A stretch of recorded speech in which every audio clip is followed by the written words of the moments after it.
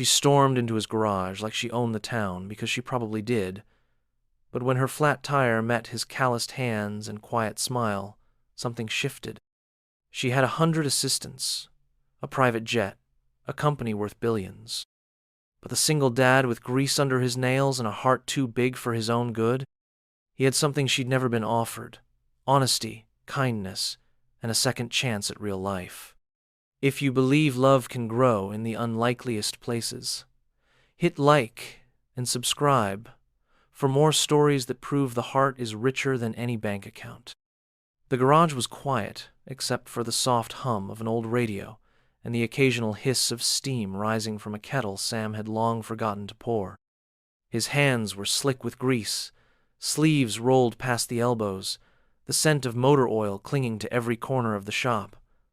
Outside, the evening heat had started to settle into something more bearable. He was tightening the last bolt on a battered pickup when the squeal of tires broke the calm. A sleek black SUV rolled into the lot, gravel crunching beneath expensive wheels.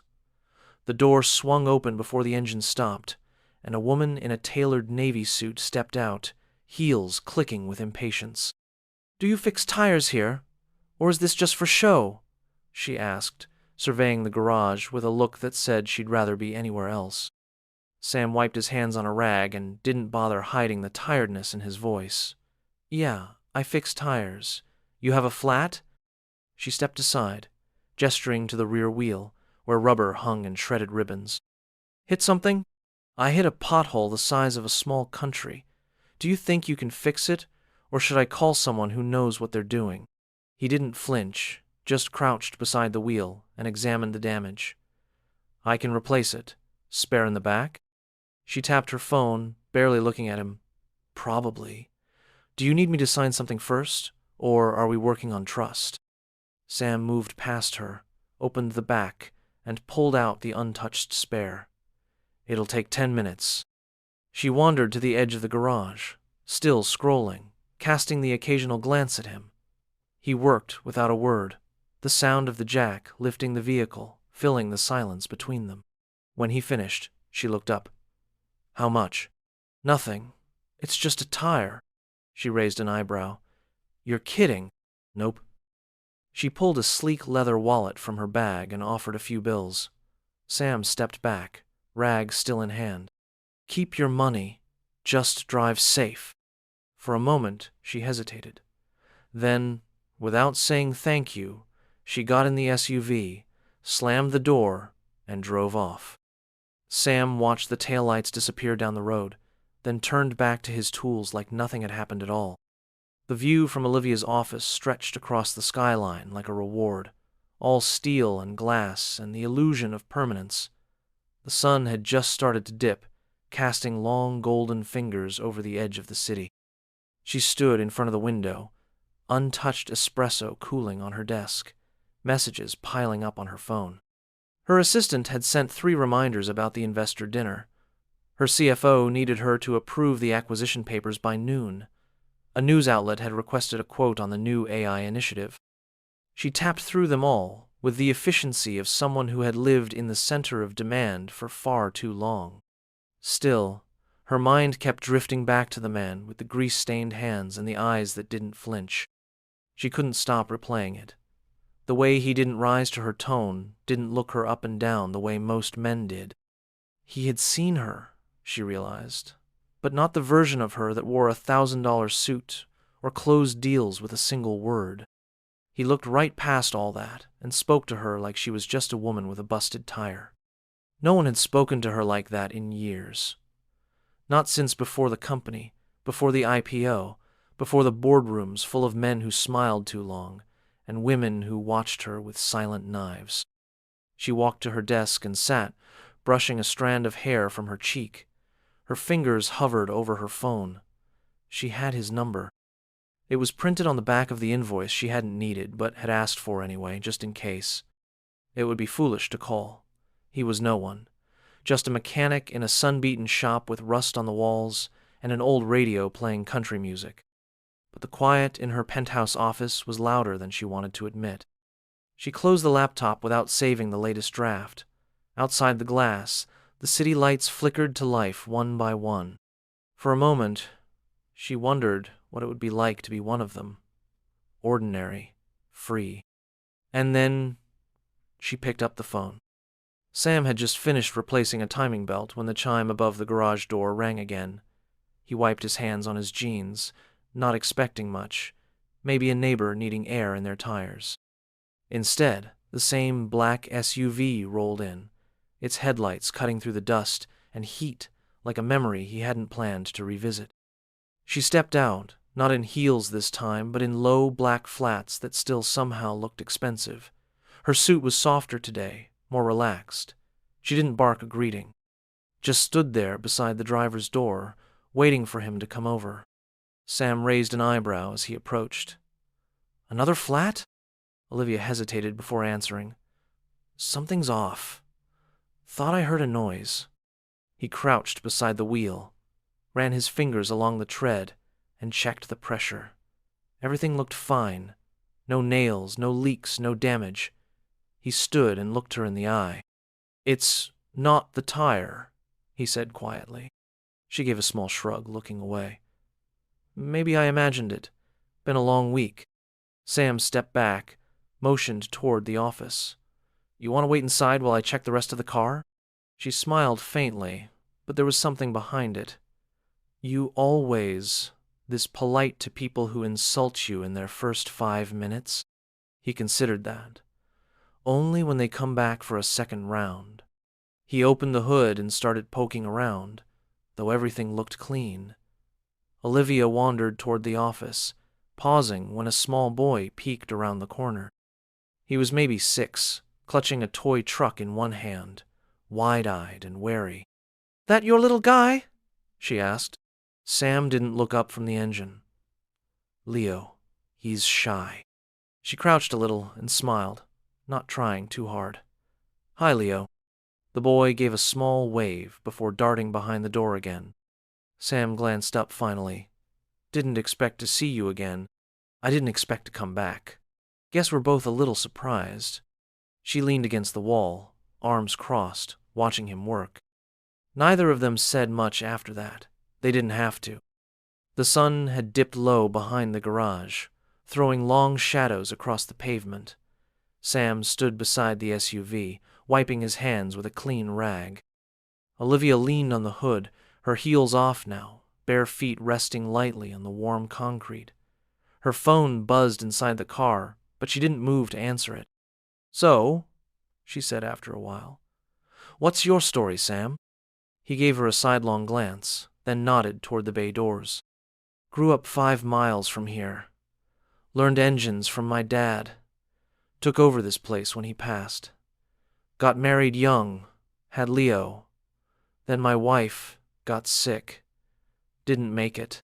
She didn't say sorry. She didn't try to fill the silence. That he appreciated." "How long's it been?" she asked gently. 2 years last spring." He folded the rag slowly, tucking it into his back pocket. "I kept the shop going. Kept us going. Kids don't wait for grief to finish." Olivia nodded, her eyes tracing the curve of the hood like it held answers. "I wouldn't know. I never had any of that. No siblings. Parents passed early. Built the company to keep busy, I guess. Now I'm surrounded by noise, but it all feels far away." Sam looked at her for a moment, really looked. The sharp edges were still there, but they had softened. Not weak, just worn from holding too much for too long. "You don't seem like someone who gets lost easy," he said. "Maybe I just hide it well." The garage settled into its quiet rhythm again, the radio murmuring low in the corner. Leo reappeared in the doorway, this time holding a peanut butter sandwich and eyeing Olivia with cautious curiosity. She smiled at him, warm and slow. "That looks like a good trade." Sam nodded. "Best I've got to offer. I've had worse." Her phone buzzed again, but she didn't reach for it. Instead, she sat down on the curb beside the shop and tilted her face toward the fading sky. And for a while, they just sat there, 2 people from different worlds saying nothing at all. It started with a photo. Someone snapped it outside the diner when Olivia had picked up coffee and leaned across the truck window to hand one to Sam. The angle caught the smile she didn't mean to show and the way his eyes met hers like there wasn't a line between billionaire and mechanic. By the time Sam walked into the hardware store that Friday, the cashier was already grinning. "You know she's all over town Facebook now, right? My sister swears she saw her pet your dog." Sam didn't have a dog. He kept his head down and paid for the box of screws he needed. But the sideways glances, the long stares from old men at the gas station, and the double takes from women who never used to look twice at him all told the same story. People were talking. At the school drop-off, Leo's teacher smiled just a little wider. "Tell your friend she's welcome at Career Day," she said with a wink. Back at the shop, his buddy Travis leaned against the tool bench and raised both brows. "She's coming around again, huh? You going to teach her to change oil next? Or just hand her the keys to your heart?" Sam shook his head, but the joke sat heavy. He had grown used to a quiet life, to not needing anyone else to understand it. Olivia wasn't from here. She didn't belong to this place, not in the way he and Leo did. That night, she showed up again with takeout in hand, hair down, eyes a little tired. She didn't say much. Neither did he. But as they ate on the tailgate and Leo told her about his science project, Sam watched her laugh and wondered what happened when two worlds refused to stay separate. The envelope wasn't fancy, just cream-colored with a typed label and a small gold sticker on the back. Olivia handed it to Sam without ceremony while he wiped grease from his hands on a rag that had already seen better days. "What's this?" he asked, turning it over. "There's a local charity event on Saturday. Outdoor thing, auction, dinner, some speakers. I usually go alone, shake hands, smile for a few photos. This year I thought maybe you and Leo would want to come." He studied her face for a long second. "You sure you want the gossip machine spinning again?"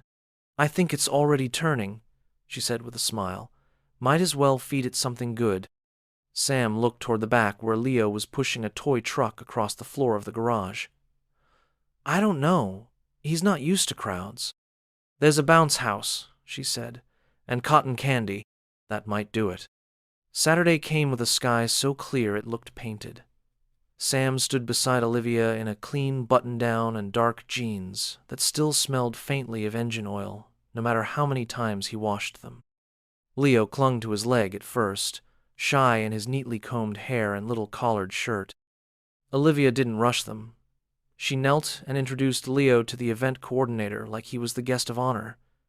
Within minutes, he was chasing other kids across the grass, sticky-fingered and grinning. Sam stayed close to the edge of the crowd, holding a lemonade and trying not to feel out of place. Olivia joined him, hair pulled back, sundress simple and easy in the breeze. "You don't look like you don't belong," she said. He sipped his drink. "You don't look like a tech CEO.